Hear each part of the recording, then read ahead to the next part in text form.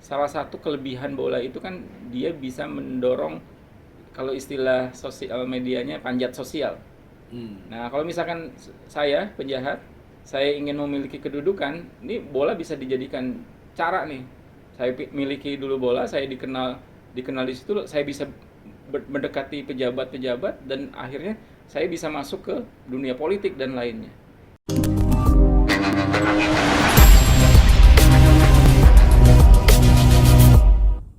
Halo Sobat PPATK, jumpa lagi di Jumatan. Bersama saya M. Natsir Konga dan sudah hadir Bung Budi Saiful Haris ya, SH MSI CFA.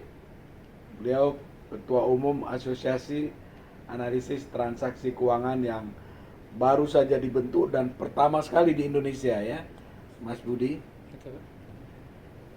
Beliau ini jam terbangnya cukup tinggi ya untuk analisis transaksi keuangan dan pernah berkutat di berbagai kesempatan sebagai anggota Satgas Optimalisasi Perpajakan PPATK Direktorat Jenderal Pajak ya, juga pernah menjadi anggota tim teknis tim terpadu pencari terpidana, tersangka dan aset tindak pidana Kementerian Koordinator Politik Hukum dan Keamanan.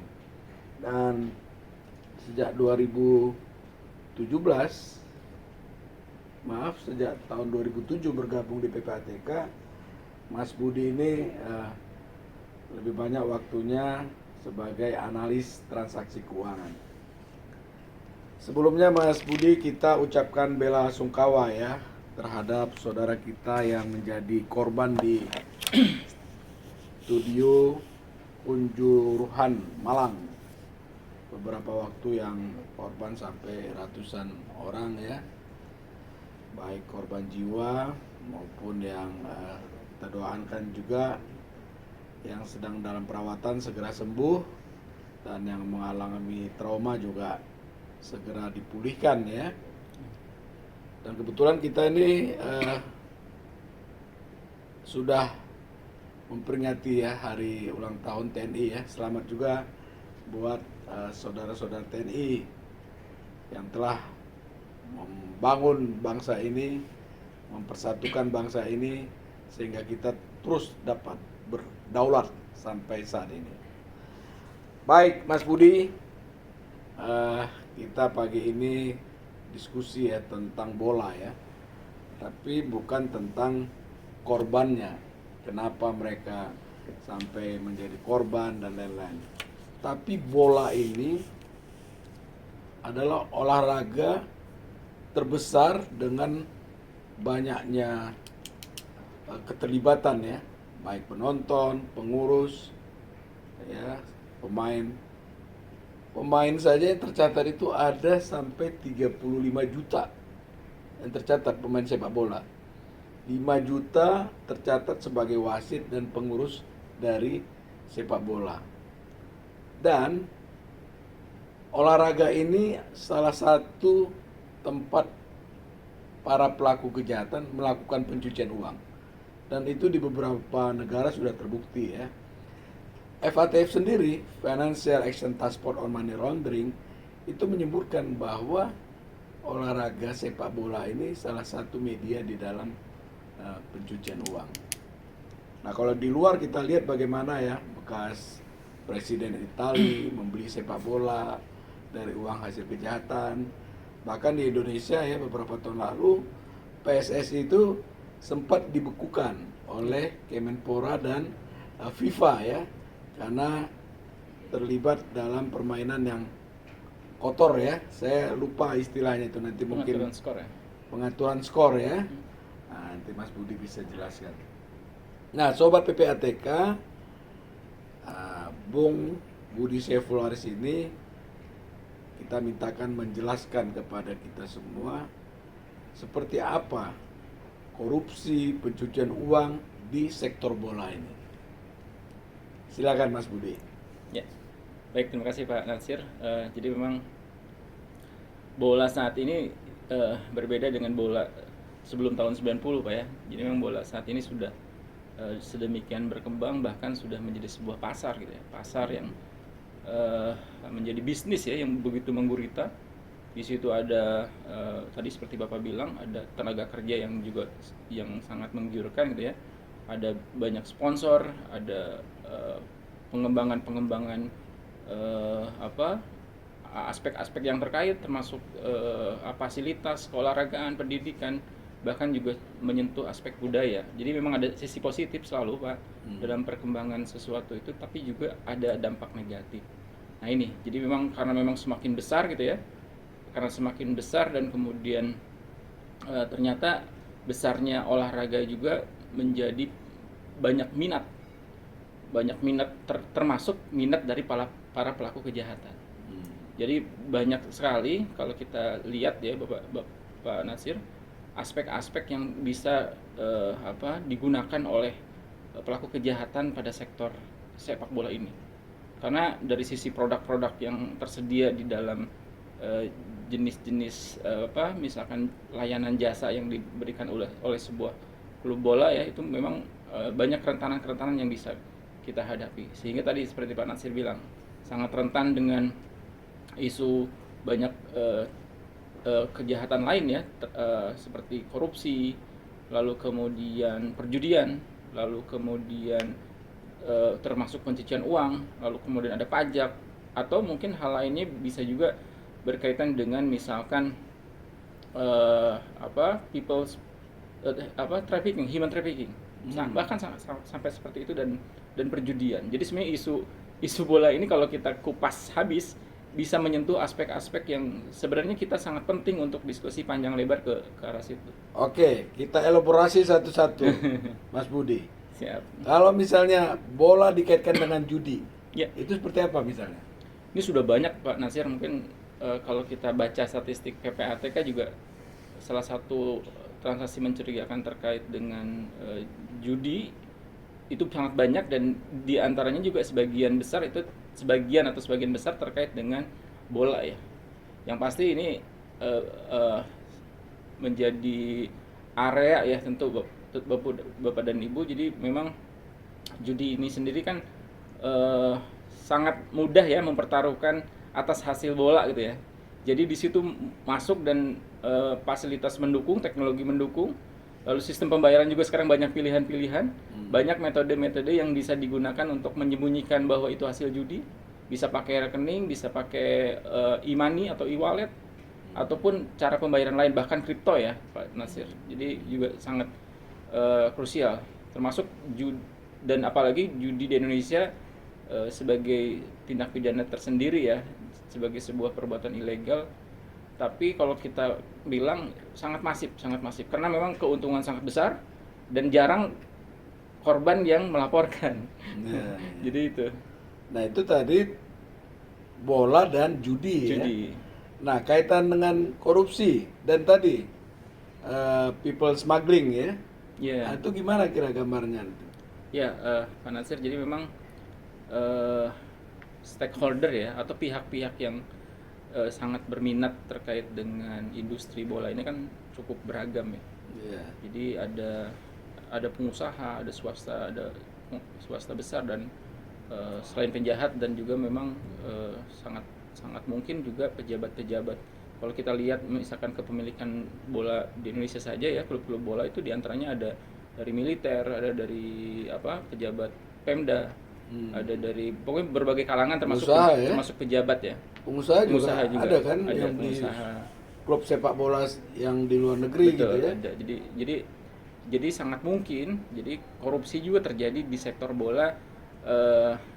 Kalau di sektor khusus bolanya sendiri yang tadi seperti Bang Piu sampaikan, itu ada istilah match fixing ya. Jadi pengaturan bola. Dan pengaturan bola itu sebenarnya kalau di ruang tindak pidana masih, kalau di luar negeri masuknya di area korupsi. Karena pasti terlibat penyelenggara itu kan. Penyelenggara dan stakeholder ini pasti terlibat. Cuma di kita tidak masuk di area korupsi. Cuma di dalam banyak kasus yang lain, skema kepemilikan, skema transaksi keuangan yang ada di klub-klub bola juga sering dimanfaatkan. Terutama misalkan tadi ya, pejabat ketika ingin disuap, pakai rekening untuk menampungnya, rekening rekening bola, rekening itu. Ada yang model Pengurus bolanya. eh, bisa rekening itunya atas nama si klub bolanya itu sendiri. Jadi sangat Oh, mungkin, dan itu ada gitu ya di dalam beberapa kasus ada. jadi dia disuap melalui. Betul. Jadi model model semacam nomini, ya, Heeh, penggunaan use of nomini atau iya, penggunaan shell company atau perusahaan gitu ya. iya. Tapi ini jenis perusahaan atau nominanya adalah klub bola gitu ya. Oh, Nah, jadi sangat mungkin dengan model seperti itu. Karena apa? Karena beneficial owner-nya, si pemilik utang, pengendali si bola ini sendiri kan di belakangnya ada juga pejabat-pejabat yang terkait. Jadi sangat mungkin Pak Nasir. oh, atau bisa juga uang hasil korupsi dibelikan klub Sangat mungkin bola, diinvestasikan. Jadi diinvestasikan betul, untuk. betul. Dan yang kemarin terjadi itu Crazy Rich itu menempatkan uang hasil kejahatannya memberikan sponsorship ya ke beberapa klub sepak bola kan. Betul, betul. Di beberapa negara kan ada juga ya Hmm. seperti Italia ya. Iya, Presiden Italia Presiden membeli mantan ya pokoknya kalau dengan sekarang. berbagai skema ya, dengan berbagai skema, ada yang memang secara langsung ataupun tidak langsung, misalkan dia menggunakan instrumen membuat dulu perusahaan cangkang di luar negeri, lalu seolah-olah investasi ke dalam negeri, padahal sumber dananya dari korupsi, bisa juga seperti itu. Kalau yang Mas Budi lihat banyak itu yang terjadi itu. eh ada di antaranya Ada ya. yang pernah dilihat memang terkait dengan itu, penggunaan rekening-rekening bola ya, rekening-rekening yang terkait dengan urusan bola lah intinya ya. Iya. Itu digunakan untuk menampung hasil-hasil korupsi. Oh, luar biasa ya. Jadi kalau transfer sampai puluhan miliar pemain tuh ada nggak unsurnya seperti itu? Ada unsur pencucian uangnya nggak? Nah itu betul Pak Nasir. Jadi memang salah satu karakter yang khas juga ya di dalam industri bola tuh ada namanya transfer itu ya, transfer sepak bola ya, Iya, transfer pemain. Ya, iya, istilah transfer pemain Bang Pio. Jadi nah ini karakternya itu dia memang bernilai tinggi. iya, Artinya fluktuatif nilainya itu sangat eh, subjektif lah ya. iya, iya. Artinya fluktuasi ini justru yang dimanfaatkan. Kalau kita di dalam Oh, istilah pencucian uang mirip seperti benda hias, barang perhiasan ya. Karena nggak ada atau standar betul harga barang yang antik. baku ya, Betul, betul. Jadi sangat sesuai sangat selera mungkin ya. sebenarnya Iya, iya. orang biasa gitu ya, pelaku-pelaku yang masih amatir tapi kemudian dihargain tinggi. Lalu kemudian diakuisisi dan kemudian terjadi perpindahan. Jadi hanya untuk perpindahan uang. Dan di beberapa negara, di contoh kasus di banyak negara itu terjadi. Nah, mungkin kita harus lebih jeli ke situ juga ya, Pak Nasir. Jadi sobat PPATK, sekalian mungkin tadi kalau Mas Budi bilang eh, kriminal ataupun adanya kriminal di sepak bola sejak tahun 90, waktu saya SMP itu saya jadi kalau istilah anak Medan tuh bilang tai bola gitu ya, yang mengambil bola ketika keluar lapangan dan disampaikan lagi ke pemain yang ada di lapangan. Nah, itu beberapa tahun kemudian saya baru tahu bahwa memang pengaturan skor itu marak sekali terjadi. Kita sudah mati-matian membela klub bola kita, kalah, ternyata kalah itu karena di apa namanya itu diatur oleh para mafia yang ada.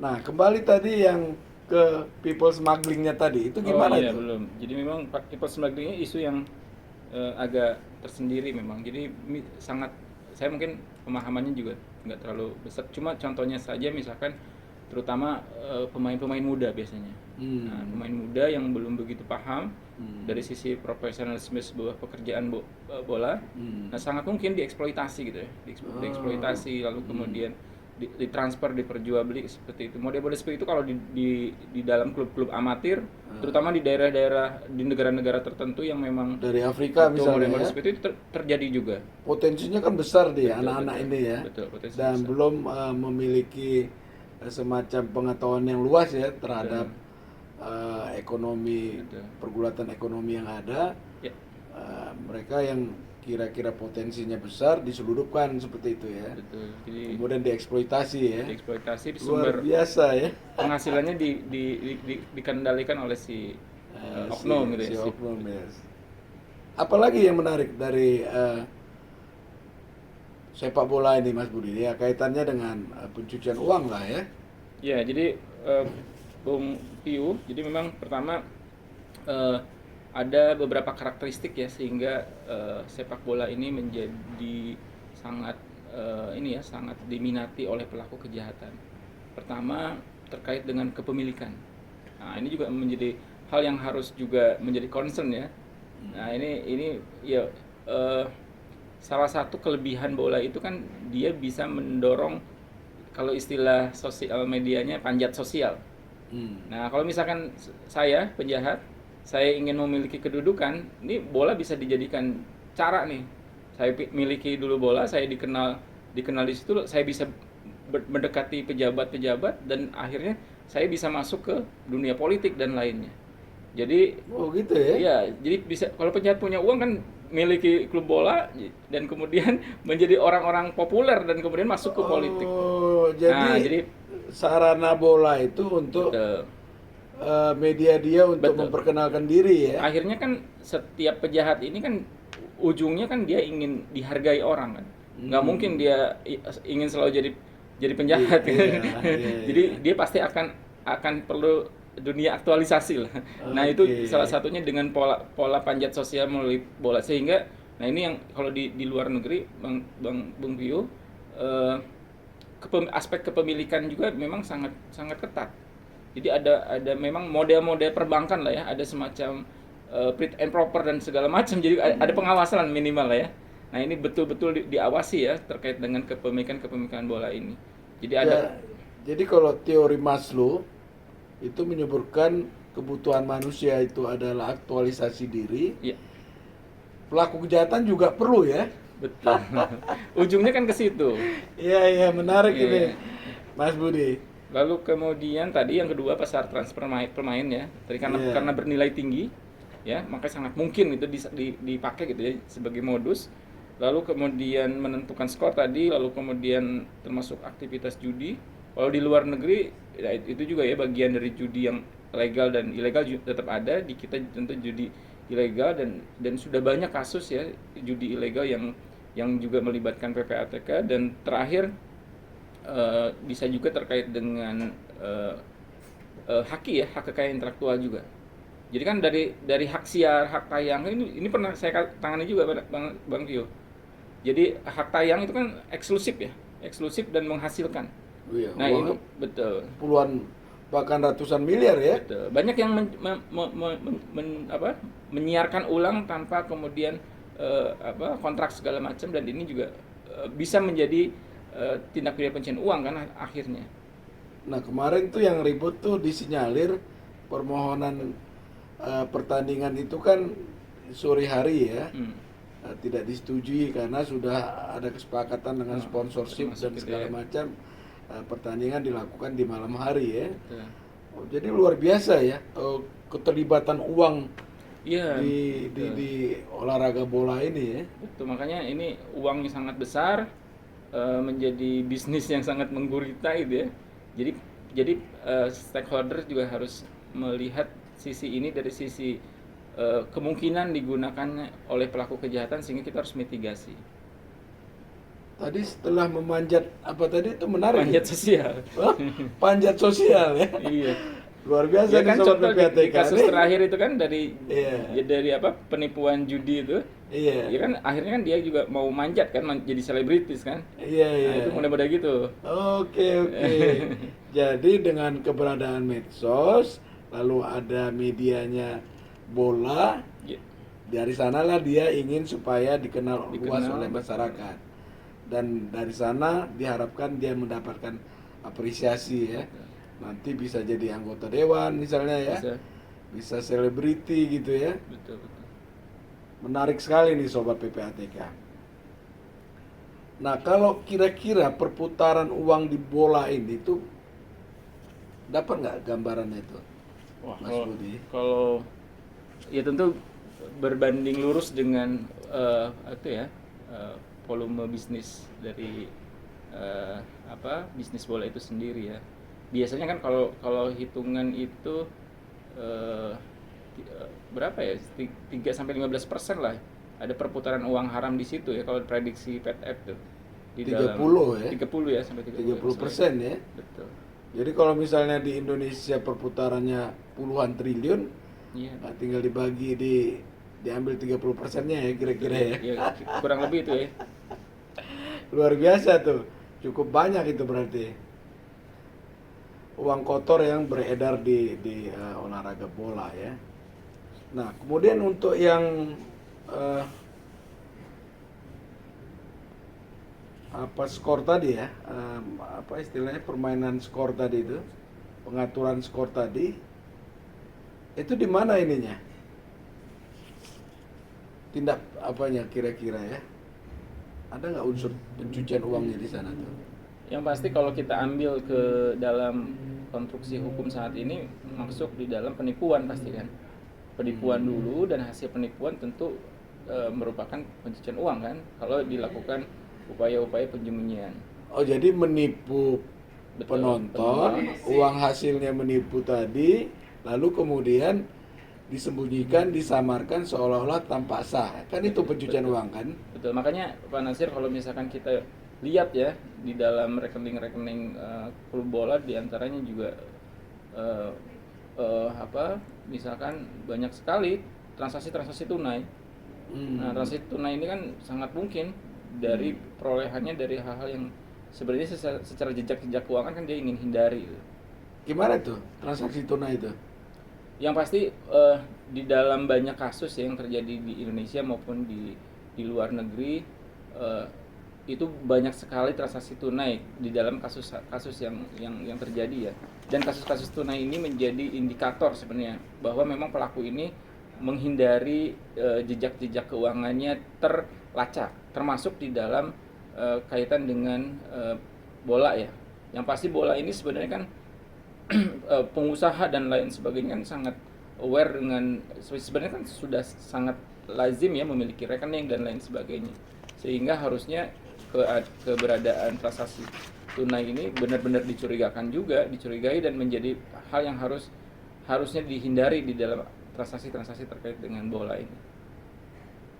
Pada bagian mananya mereka melakukan transaksi tunai itu? Nah ini jadi sebenarnya gini Pak Nasir, industri bola itu sendiri kan sebenarnya industri yang di dalam tanda kutip dalam tanda kutip tidak terdapat aturan yang jelas ya terkait dengan akuntabilitas keuangannya. Kalau misalkan dia tidak profesional, artinya sangat mungkin uang-uang itu distorkan begitu saja kan, distorkan secara tunai gitu. Nah ini jadi modus gitu maksudnya, modus. Padahal harusnya kan kalau kita bicara klub-klub profesional harusnya kan segala sesuatu itu kan sekarang sudah bisa dilakukan secara transfer dan lain sebagainya. Seperti itu. Jadi misalnya kalau orang beli tiket kan Ya, itu tunai. ada yang tunai. Tapi sekarang kan udah dihindari juga tunai sebenarnya. Ada sekarang ya Iya. tidak perlu antri, langsung beli di rumah.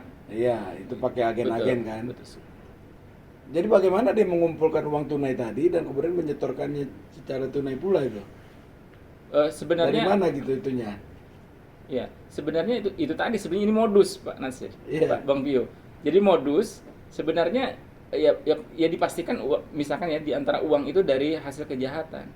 Hasil Oke. kejahatan itu kan ingin terputus. Oh, Makanya salah oke. satu modus itu dia Oh. menarik tunai dulu dan menerima secara tunai dan kemudian nah itu tadi karena mungkin bagian dari industrinya itu masih mengakui adanya transaksi tunai seperti di dalam penjualan tiket.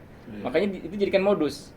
Oh. Seolah-olah itu dari bisnis penjualan tiketnya. Iya. Lalu kemudian dicampur di situ tunainya, baru kemudian disetorkan. Nah itu. Oh gitu, Jadi bisa juga. modus operandinya ya. Kalau yang dilakukan oleh Crazy Rich itu kan dia menempatkan uangnya, melakukan sponsorship tunai apa itu? Saya kurang tahu kalau yang itu. Sepertinya ya karena mungkin dia sudah branding image juga dan lain sebagainya. Ada banyak pelaku itu yang langsung transfer sebenarnya. Kalau dia sudah jadi tahapan investasi itu Bang Piu bisa di tahap terakhir ketika uang itu seolah-olah sudah terlihat dari hasil bisnis. Jadi kalau saya di tahap awal sudah melakukan pola-pola pencairan uang, lalu ketika uang itu udah masuk ke saya, seolah-olah saya bisa investasi.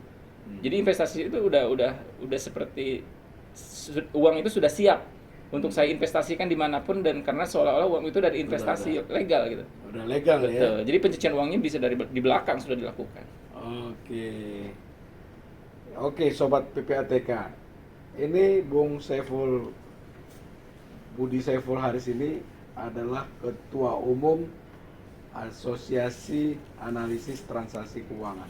Ini asosiasi pertama di Indonesia.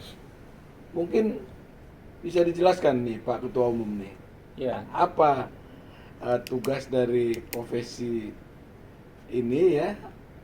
Siapa saja anggotanya, atau apa yang spesifik dari asosiasi ini? Ya, terima kasih Bang Piu. Jadi sejak 20 September lalu itu sudah diselenggarakan musyawarah besar yang kemudian menunjuk saya mendapatkan amanah sebagai ketua namanya Asosiasi Analis Transaksi Keuangan. Jadi asosiasi ini memang seperti organisasi profesi lainnya. Nah, ini memang tugas utamanya menjaga profesi ini, menjaga dan mengembangkan profesi analis transaksi keuangan. Yang pasti analis transaksi keuangan ini profesi yang sangat khusus, ya kan? Profesi yang berkaitan dengan bagaimana upaya pencegahan dan pemberantasan tindak pidana pencucian uang ini bisa berjalan.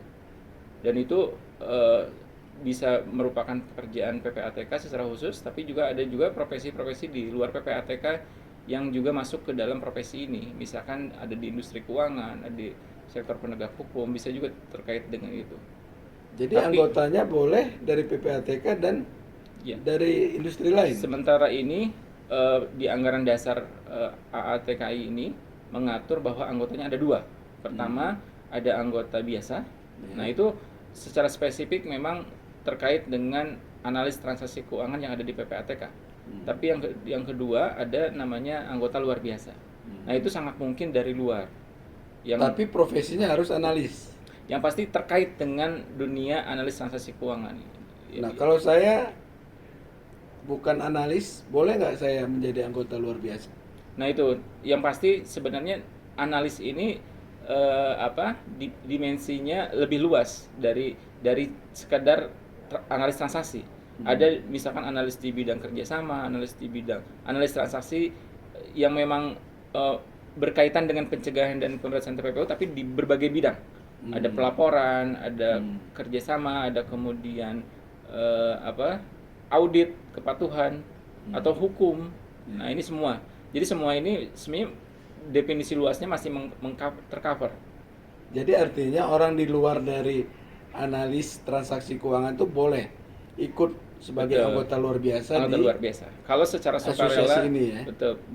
Jadi kalau secara sukarela nanti menjadi anggota. Artinya nanti kami juga mungkin untuk tahap awal akan ini kan baru sebulan kurang ya. Jadi kami betul-betul akan mematangkan konsepnya, lalu kemudian akan membuat fondasi organisasi yang kuat. Nanti kami melakukan langkah-langkah untuk perluasan ataupun penguatan terkait keanggotaan. Sejauh ini sudah berapa lama Mas Budi anggota asosiasi? Asosiasi ini baru terbentuk tanggal 20 kemarin. Sekarang 2022 ya? Ya, baru belum 1 bulan. Sebulan ya? Iya. Jadi masih udah banyak tuh. Anggotanya yang pasti udah ada lah, cuma memang lagi proses untuk pengadministrasi ya.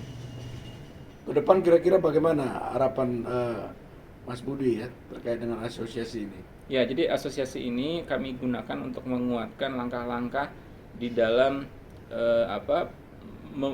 mendorong nilai tambah lebih banyak bagi anti pencucian uang dalam penguatan sektor penegakan hukum, menjaga stabilitas keuangan seperti itu. Jadi areanya kami akan fokus ke 4 aspek. Pertama terkait dengan pengembangan profesi. Jadi akan ada riset-riset terkait dengan bagaimana mengembangkan standar kompetensi, lalu kemudian nanti tentu akan ada proses-proses pelatihan, diklat dan seperti itu, yang tentu nanti tidak hanya bisa diikuti oleh hanya pegawai PPATK, tapi juga luar gitu ya, dari anggota luar biasa seperti itu, ataupun dari masyarakat dari penyedia jasa keuangan lain. Lalu kemudian ada area etik dan integrity. Nah, ini juga yang memang harus dikuatkan, artinya profesi ini juga harus memiliki nilai-nilai yang dijunjung, yang selalu dipertahankan agar profesi ini continue dan bisa memberikan integritas yang kuat gitu ya. Lalu kemudian sisi advokasi nanti tentu ya ketika Sobat Piu nanti menjadi anggota dari ATK ini, tentu ada aspek advokasi yang kami juga akan menjadi bagian pelayanan dari ATK ini. Selain juga hal-hal berkaitan dengan isu yang berkaitan dengan profesi ATK, ketika ada isu-isu yang terkait, tentu kami juga akan menjadi bagian yang akan menjaga isu itu agar tetap konsisten dengan tujuan-tujuan nilai positif anti pencucian uang seperti itu. Dan terakhir sinergi. Nah, ini yang cukup mahal dan memang sulit ya sinergi ini. Bagaimana sinergi dilakukan di dalam lintas bidang di PPATK sendiri, juga antar stakeholder. Jadi di berbagai industri, perbankan, asuransi, lalu kemudian fintech dan lain sebagainya, sinergi ini harus dilakukan. Dan subjek ATK ini adalah lebih ke personalnya kan, personal analisnya. Bagaimana analis ini semakin saling berinteraksi dan saling menguatkan peran masing-masing, dan sehingga bisa memberikan nilai tambah terhadap langkah-langkah besar PPATK dan rejim APU PPT. Terakhir nih, Bung Budi Saiful Haris ya. Asosiasi Analis Transaksi Keuangan ini apa hubungannya dengan PPATK? Apakah dia subordinasi atau bagaimana? Ya, jadi di satu sisi PPATK ini merupakan pembina, jadi lembaga pembina, tapi fungsinya kemudian lebih spesifik diatur berkaitan dengan ada fungsi-fungsi koordinasi. Jadi fungsi koordinasi dan pemberian masukan. Jadi kami kalau berkaitan dengan PPATK itu akan lebih banyak memberikan masukan-masukan mengenai standar kompetensi, mengenai bagaimana membangun rejim yang lebih kuat dan lain sebagainya, lebih ke situ. Tapi di satu sisi yang lain, asosiasi ini bersifat independen. Iya, makanya tadi kami punya area pengembangan standar kompetensi dan integritas etika itu juga keluar. Tapi itu diembankan oleh anggaran dasar anggaran rumah tangga. Nah, anggaran dasar anggaran rumah tangga ini memang memberikan amanah agar tidak hanya fokus ke dalam, tapi juga kami membangun sinergi dan profesionalitas keluar PPATK seperti itu. Jadi independen ya asosiasi ini. Independen. Bahkan seperti pendanaan dan lain sebagainya itu harus independen. Oke, dari asosiasi sendiri. Betul, ya. Oke, sobat PPATK, banyak sekali informasi ya, ilmu dan keterangan yang bermanfaat yang kita bisa serap dari Bung Budi Saiful Haris. Beliau ini juga mantan wartawan Tempo ya, dan banyak sekali pengalaman yang sudah beliau lakukan untuk memberikan pencerahan, pembelajaran kepada masyarakat di Indonesia. Jumpa lagi kita di Jumatan. Jumpa PPATK Pekanan. Kalau bersih, kenapa harus risih?